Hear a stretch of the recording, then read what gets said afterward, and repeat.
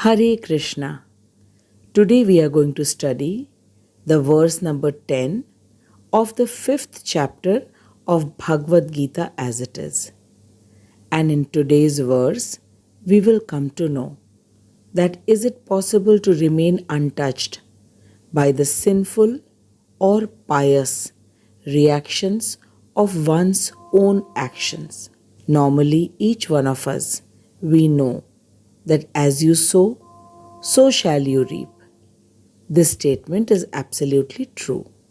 And in today's verse, we will come to know that how can we protect ourselves from all kinds of sinful and pious reactions of our actions. And this is taught to us by none other than Krishna, who is the Supreme Personality of Godhead. Krishna is teaching us how to not get entangled in the reaction of our action. We all know that every action has a reaction. So either good or bad, every action will surely have a reaction. And reaction means to get bound. And being bound means one has to go through the endless cycle of birth and death. We get caught in this birth and death cycle because of our endless desires, which is not possible for anyone to fulfill in one lifetime. And this is also not possible to become desireless. Desires will always be there, but what to desire, this can be learnt. Srila Prabhupada is teaching us what to desire. If we desire to enjoy the material world, then we are materially conscious people and are sure to get entrapped in the endless cycle of birth and death. But if the desire can be dovetailed to make Krishna happy with all the material things, including our body, then it is being in Krishna consciousness. And one who becomes Krishna conscious is sure to be liberated. In the previous verse, we learned that how a Tattvavit person, while doing all the work in this material world, never claims to be doing anything. He is the knower of the supreme truth that this entire creation is created by Krishna and everything belongs to Krishna, and Krishna is the only enjoyer. Plus, it is only Krishna who is making us do whatever we are doing. We are only instrumental in doing a thing because without the sanction of Krishna, nothing happens. And the person who has this knowledge never gets bound in any reaction of his work because he knows that he has not done any work. All the work is done by Krishna. He is just an instrument in the hands of Krishna. Krishna is teaching us how to smartly do our desired, allotted duties so that neither do we do vikarma nor akarma. Vikarma means all the work which is not sanctioned in the scriptures, and akarma means not doing the prescribed duty according to the varnashram dharma. So basically, in simple words, Krishna is teaching us the trick, how to never get caught in the trap of reaction of karma. And our duty is to learn from Krishna, do all our work and be tension-free. How simple it is. Now let us begin today's verse by reciting the verse number 10 of chapter number 5 of Bhagwat Gita as it is. Brahmani adhai karmani sangam tyaktva karoti yah लिप्यते न स पापेन पद्मपत्र इवाम्भस ब्रह्मणि आधाय कर्माणि संगम त्यक्त्वा करोति यः लिप्यते न स पापेन पद्मपत्र इवाम्भसा ब्रह्मणि आधाय कर्माणि संगम त्यक्त्वा करोति यः लिप्यते न स पापेन padmapatra ivambhasa. Krishna is saying that one who performs his duty without attachment, surrendering the results unto the Supreme God, is not affected by sinful action, as the lotus leaf is untouched by water. Brahmani adhai karmani sangam tyaktva karoti yah.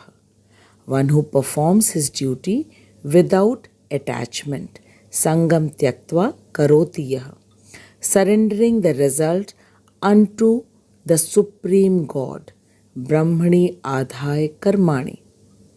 That person is not affected by sinful action. Lipyate na sa papena, as the lotus leaf is untouched by water. Padma patram ivambhasa. Now first, let us read the Anvay given by Srila Vishwanath Chakravarti Thakur. Srila Vishwanath Chakravarti Thakur ki jai. Srila Vishwanath Chakravarti Pad says that Krishna says that one who has renounced attachment to the fruit of action and offers that fruit to me, he does not become affected by sin, just as a lotus leaf remains untouched by water. Chakravarti Pad says that a person who gives up attachment to the fruits of his prescribed duties does not become bound by any action if he dedicates his work to the Supreme Lord Krishna, even while he still has a false ego. False ego means having the feeling of doership of his actions. And it is called false ego because the real doer is Krishna. The senses with which we are doing everything is actually given to us by Krishna. So one who thinks to be doing the work has a false ego. This is known as having false ego of doership. Chakravarti Pad further says that a person who has renounced the fruits of his action, that is, he has become nishkam, but still has a feeling that I have renounced the fruits. This I is still there. This feeling of I goes when a person continues to do his work having no desire to enjoy the fruits. Then in due course of time, his heart becomes completely purified. And with purified heart, the divine knowledge is understood that everything belongs to Krishna and everything is given by Krishna and everything should be used in the service of Krishna. And when a person reaches to this level of consciousness, then he is called Krishna conscious. And then the sense of I disappears automatically. This person becomes a pure soul, and a pure soul has no connection with the material world. He is called a Nishkam Karma Yogi, and a Nishkam Karma Yogi becomes endowed with transcendental knowledge as his heart is gradually purified. He realizes the nature of his true self and knows fully well that he may seem to be doing all the bodily activities, but he is not the actual doer. The actual doer is Krishna. He is just doing all the work in accordance to the impression of his previous birth. The main thing is this, that the sense of doership fades away, which is the main cause of binding a person with the endless cycle of birth and death. Now let us read Srila Prabhupada's purport and have more clarity on this subject. Srila Prabhupada ki jai, Anant Koti Vaishnavon ki jai. Srila Prabhupada says that in this verse, the word Brahmani means in Krishna consciousness. Prabhupada says that the material world is a sum total manifestation of the three modes of material nature, which is the mode of ignorance, which we know as tamogun, the mode of passion, the mode of ignorance, the mode of passion, which we know as rajogun, and the mode of satoguna, that is the mode of goodness. And these three modes are technically called pradhan. In the Vedic hymns, it is stated, Sarvam etad Brahma, Tasmad etad Brahma, Nam Rupam Annam Cha Jayate. And in Bhagwat Gita, it is stated, Mama Yonir Mahad Brahma, which indicates that everything in this material world is the manifestation of Brahman.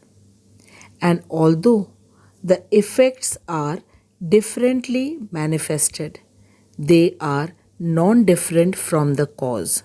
The supreme cause is Krishna, and the manifestation in different species may appear to be different outwardly, but inwardly everyone is the spirit soul.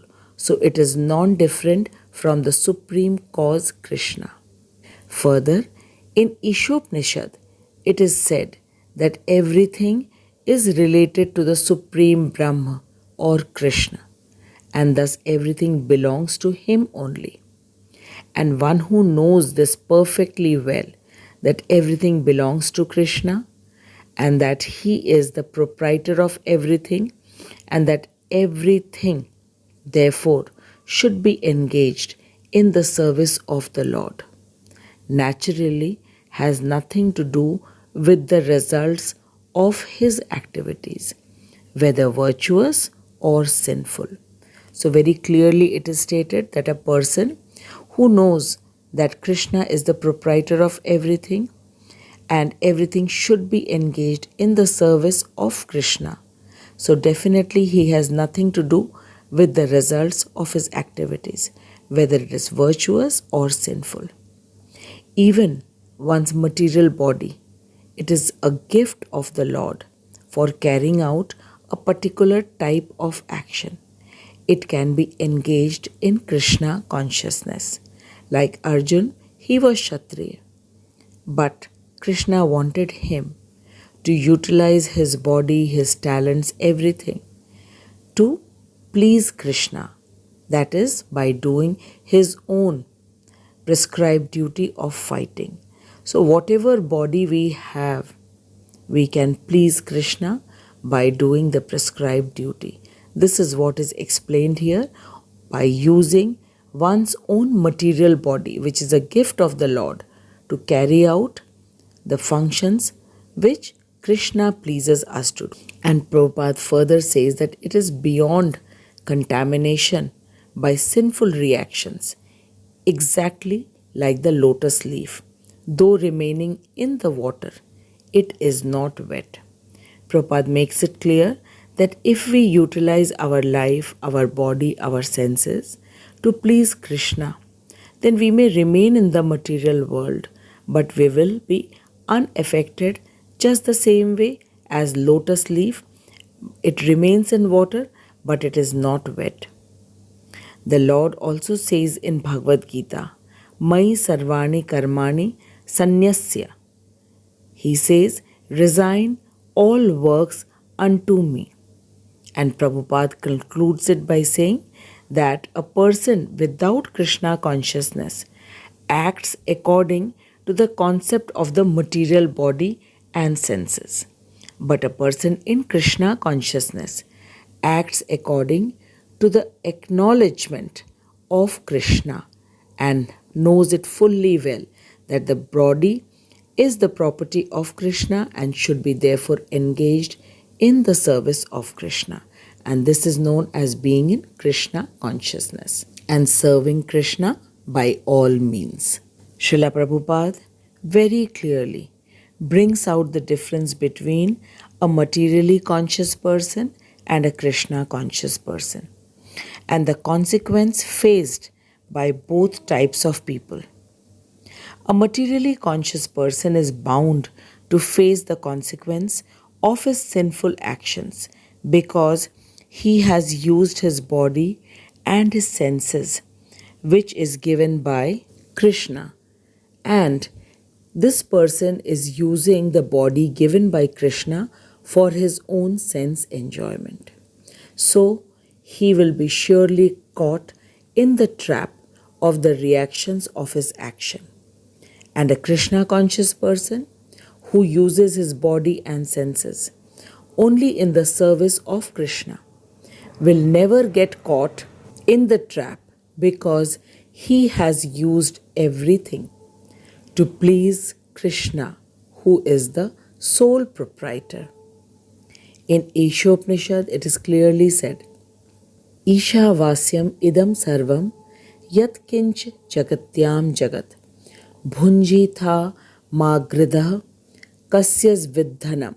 It means that everything that we see in this material world, whether movable or immovable, everything is created by the Supreme Lord Krishna and is for his happiness. So be satisfied whatever is being given to you and do not be greedy by seeing others' wealth or property. In the 3rd chapter of Bhagwat Gita, in verse number 30, Krishna said, Mai sarvadi karmadi sanyas adhyatma chetasa nirashir nirmamo bhutva yudhyasva vigat jwaraha. Krishna says to Arjun, O Arjun, surrender all your work unto me, with your mind firmly fixed on me, and without the desire for gain, and free from egoism and lethargy. You just fight. By this, Krishna has made it very clear to Arjun, and through Arjun to each one of us, that he wants each one of us to work having no false ego of doership and without any lethargy, which means he wants us to do our prescribed duty with full enthusiasm. Srila Prabhupada says that Krishna has given the example of lotus leaf which is always submerged in the water, but it is untouched by water. Not a single drop of water can stay on the lotus leaf. Similarly, Krishna consciousness is like an antiseptic vaccine, and one who is in Krishna consciousness may do all the work in this material world, but he will remain unaffected by the attachment of this material world because his attachment is with Krishna. This material world is created by Krishna and it belongs to Krishna. So why should we get attracted and attached with this material world? But lack of Krishna consciousness leads a person to get attached with his body and all kinds of bodily enjoyments, which makes him get trapped in the reaction of his action. In this material world also, if in any institution an employee wishes to enjoy in his working place, then certainly he will be punished. But instead, if he only thinks to serve his proprietor, he thinks to serve the institution and becomes happy by serving, then he is never punished.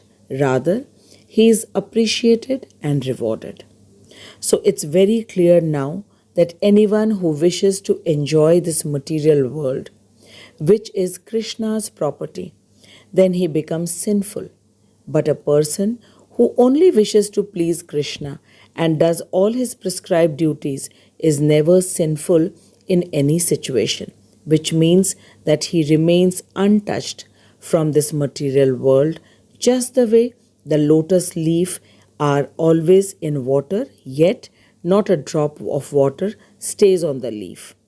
Srila Prabhupada says that a Krishna conscious person is like a person who has had the vaccination to resist the material contamination. And to become Krishna conscious is the most easiest thing. Just chant the Hare Krishna Mahamantra all the time and keep doing your work. This is how one can gradually become Krishna conscious. Hare Krishna Mahamantra cleans all the dirtiness of our heart.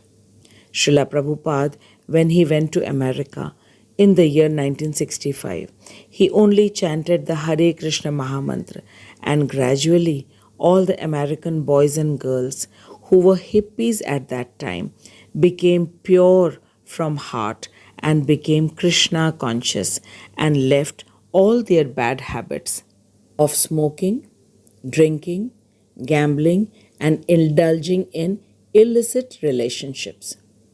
Krishna consciousness is the greatest antiseptic vaccination which cleans the person from inside. Today we have learned that a person, when he does everything for the happiness of Krishna and is completely detached from the fruits of his work and does not even think himself to be the doer of his work, such a person is truly like a lotus leaf, doing all work yet not affected by the reaction of his work. This is what Krishna wants us to become. And Srila Prabhupada also wants us to become Krishna conscious and to continue doing what we are doing at the present time. Krishna never wanted Arjun to leave his job of Kshatriya. Rather, Krishna forced Arjun to fight, but only for the happiness of Krishna. In today's verse, we have clearly understood that how a person can remain untouched by the reactions of his actions, just the way a lotus leaf is untouched by water. For this, a proper process is given. First, the person should renounce the fruits of his actions. That is, he should become nishkam. And by doing all the work, having no desires to enjoy the fruits, gradually cleans the heart, and with purified soul, one gains the transcendental knowledge that Krishna is the supreme proprietor and the ultimate enjoyer, and everything in this creation is for the enjoyment of Krishna. And one who believes in it and uses everything, including his own body, to serve Krishna is truly a Krishna conscious person. And for such a person, there is no reaction of his action because he has not done anything for his own happiness. Rather, he has done everything to make Krishna happy. Arjun killed so many soldiers in the battlefield but was not subjected to any sinful reactions only because he did not kill any soldier because he wanted to kill. Instead, he killed everyone, or we can say he fought fiercely because Krishna wanted to fight. Krishna wanted him to do his desired, allotted, prescribed duty. So, it is definitely possible to remain unaffected by the sinful reactions provided we do everything and use everything only for the happiness of Krishna.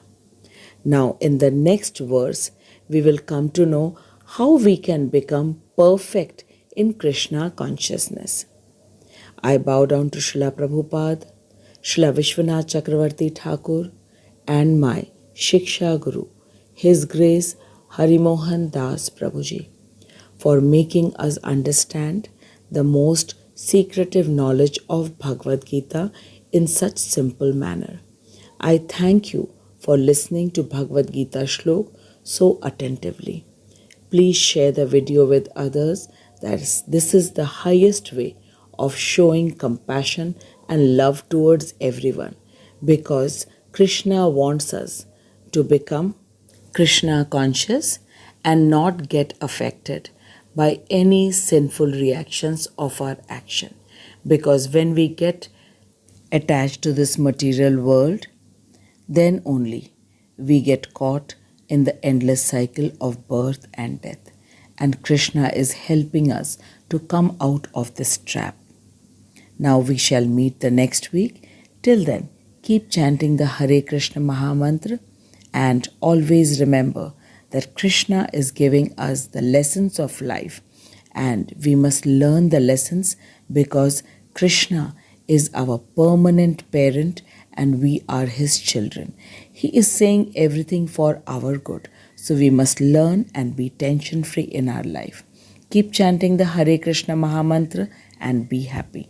Jagat Guru Srila Prabhupada ki jai. Anant Koti Vaishnavon ki jai.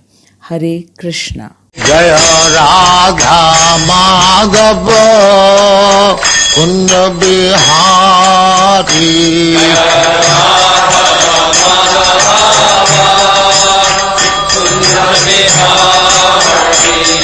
Jaya Radha Madhava Kunda Bihari